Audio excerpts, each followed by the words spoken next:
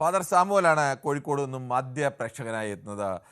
Father, ഈ അന്താരാഷ്ട്ര വിപണിയിൽ വില കൂട്ടുമ്പോൾ ഇവിടെ വില കൂട്ടും, അപ്പോൾ സ്വാഭാവികമായിട്ടും അതൊരു ന്യായമല്ലേ എന്ന് തോന്നാം. അപ്പോൾ അന്താരാഷ്ട്ര വിപണിയിൽ വില കുറയ്ക്കുമ്പോൾ ഇനിയിപ്പോൾ യുദ്ധം അവസാനിച്ചു, കഴിഞ്ഞ ഡിജിറ്റൽ സൈൻ ഇട്ട ജൂൺ 5 മുതൽ തന്നെ വില കുറയാൻ തുടങ്ങിയതാണ്. വീണ്ടും $74 എത്തി നിൽക്കുകയാണ്. അത് ഇനിയും കുറയും, അത് 60-ലും 55-ലും ഒക്കെ എത്തുമെന്നാണ് അന്താരാഷ്ട്ര രംഗത്തെ വിദഗ്ധർ പറയുന്നത്. എന്തായാലും കുറഞ്ഞു, 74 വരെ കുറഞ്ഞിട്ടുണ്ട് എന്നത് യാഥാർത്ഥ്യമായി നിൽക്കുന്നു.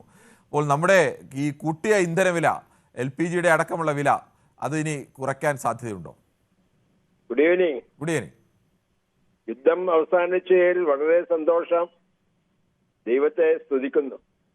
അതോടൊപ്പം ഇന്ധനവില തീർച്ചയായിട്ടും കുറയണം. കാരണം കപ്പലുകൾക്ക് യഥേഷ്ടം വരാനുള്ള ഒരു സൗകര്യമുണ്ട്. അതുകൊണ്ട് തീർച്ചയായിട്ടും കേന്ദ്ര സർക്കാരും നമ്മുടെ സംസ്ഥാന സർക്കാരും ആലോചിച്ചിട്ട് ഇന്ധനവില കുറച്ചാൽ ഏറ്റവും നല്ലത്. അങ്ങനെയാണ് നമ്മുടെ അടുക്കളകളൊക്കെ ആശ്വാസത്തിന്റെയും വളരെയേറെ വിലക്കുറവിന്റെയും അവസരങ്ങളായി തീരുന്നത്.